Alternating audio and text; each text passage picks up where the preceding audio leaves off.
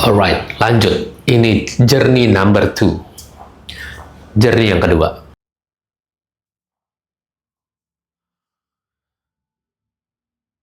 Memasuki tahun 2017,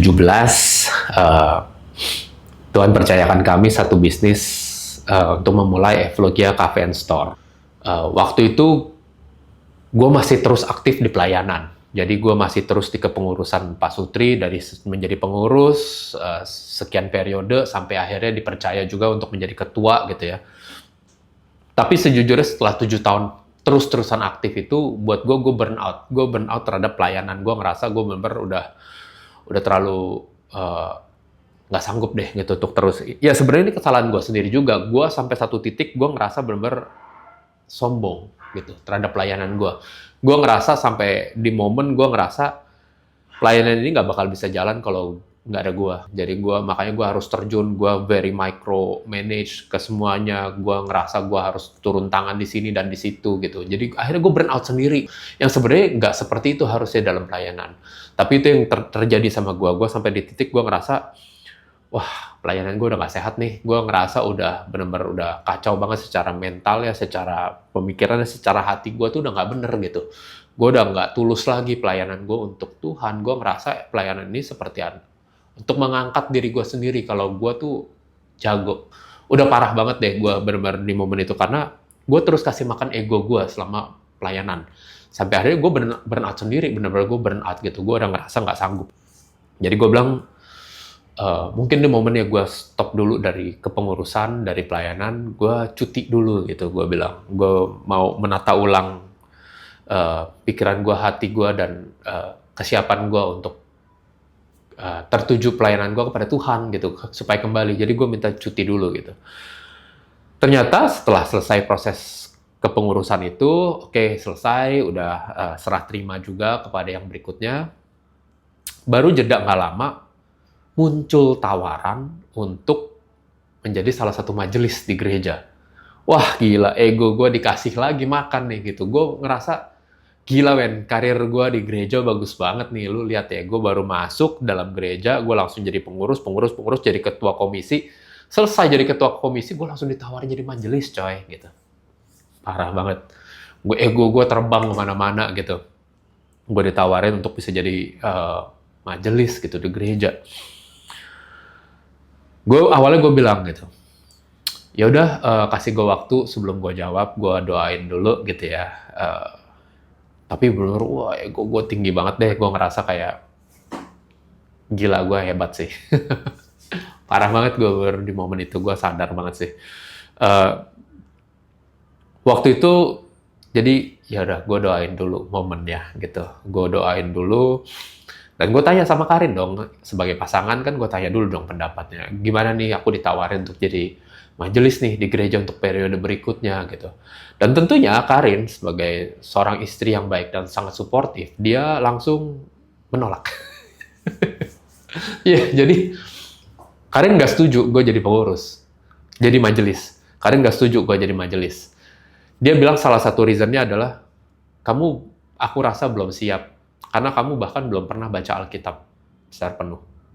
Ya memang betul gitu. Gue belum pernah baca Alkitab secara utuh. Gue nggak kenal secara pribadi dan gue nggak pernah bisa untuk baca Alkitab sendiri gitu ya. Gue ngerasa ya enggak, gue udah setiap minggu udah ke gereja gitu. Gue udah denger firman, gue tahu cerita mengenai Tuhan, gue tahu cerita mengenai Yesus, gue tahu lah gitu. Tapi gue nggak pernah punya habit untuk baca Alkitab. Gue nggak pernah mencoba mendalami sendiri, nggak pernah gitu. Jadi yang Karin ngomong memang valid banget gitu. Makanya at that moment,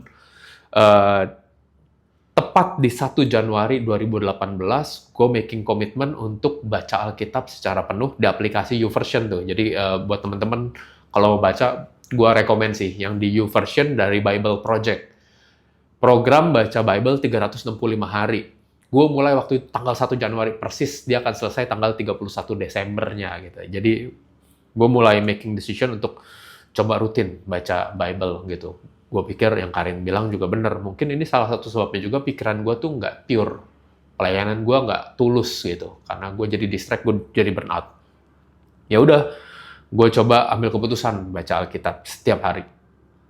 Awal-awal gue nikmatin banget begitu mulai baca, apalagi di program yang Bible Project ini tuh bagus banget gitu buat gue ya. Buat gue yang sama sekali gak tahu mengenai cerita Alkitab, lihat yang Bible Project punya, di awal dia kasih penjelasan mengenai, oke, kitab kejadian tuh secara garis besar begini, terus kasih bacaannya, baca Alkitabnya urut tuh dari kejadian 1, kejadian 2 gitu ya. Kan cerita ya gitu, gue nikmatin, wah ini story-nya keren sih, banyak sih yang gue bisa paham jadinya gitu. Tapi gue belum belajar untuk menggali dari Alkitabnya. Tapi gue baca gitu di situ. Sampai begitu masuk beberapa kitab yang berikutnya, Bilangan, Imamat, berat men gitu. Tapi buat gue, karena gue udah making komitmen di awal tahun, gue bilang pokoknya gue mau baca setiap hari ngikutin program itu, ya gue tetap baca gitu. Baik gue nggak paham, ngerti, nggak ngerti, belakangan. Yang penting gue rutin baca dulu gitu. Akhirnya bener-bener ya udah gue baca setiap hari, gue jalanin gitu ya, bener-bener jadi daily habit buat gue. Jadi akhirnya bener-bener buat gue salah satu checklist yang harus gue penuhin setiap hari adalah baca Alkitab. Dan udah ada programnya, jadi nggak susah. Nah, di pertengahan tahun 2018, ada salah satu milestone dari journey gue sama Tuhan. Di pertengahan tahun 2018, kita baru pulang dari seminar Pak Sutri waktu itu. Yang bicara Ko Jeffrey Shaw. Waktu itu Ko itu bawa mengenai childless marriage temanya. Cocok banget sama kita. Yang gue inget banget adalah di akhir dari seminar itu, Ko bilang, dia percaya kalau memang Tuhan mau memberi, dia nggak akan kasih susah. Kalau memang Tuhan mau kasih keturunan, anak gitu ya, nggak bakal sulit. Dia pasti kasih. Itu kata-kata yang benar-benar nempel di kepala gue. Dan pulang dari seminar itu, karena kita sudah kita jadwal ke dokter.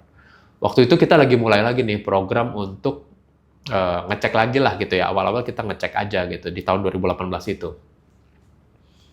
Tapi ternyata begitu kita ke dokter, dokternya bilang, ini kalau dia lihat dari hitungannya, dari cek segala macam, hari ini adalah hari yang paling baik dan terakhir kalau mau memutuskan bayi tabung. Buat gue ya, baru dengar seminar Pak Sutri, Koje juga sampaikan pesan kalau memang Tuhan mau kasih, dia nggak bakal kasih susah. Itu bergaung di kepala gue terus-terusan. Tapi ego gue terus bicara. Gue mau punya anak. Gue mau punya anak. Whatever it takes, gue mau punya anak. Gue mau punya anak. Perang batin dalam hati gue. Perang batin. Gue tanya sama Karin, gimana ya kita... keputusannya gimana? Karin bilang dia percaya aja sama apa yang gue putuskan, dia ikut gitu. Dia ikut aja apa yang gue mau putuskan. Gue bingung banget, gue benar-benar menggumulkan banget. Gue tahu dan gue sadar banget di dalam hati gue kata-kata dari Koje itu terus berbicara gitu. Kalau Tuhan mau kasih, Tuhan kasih. Kita nggak bakal dibikin susah gitu.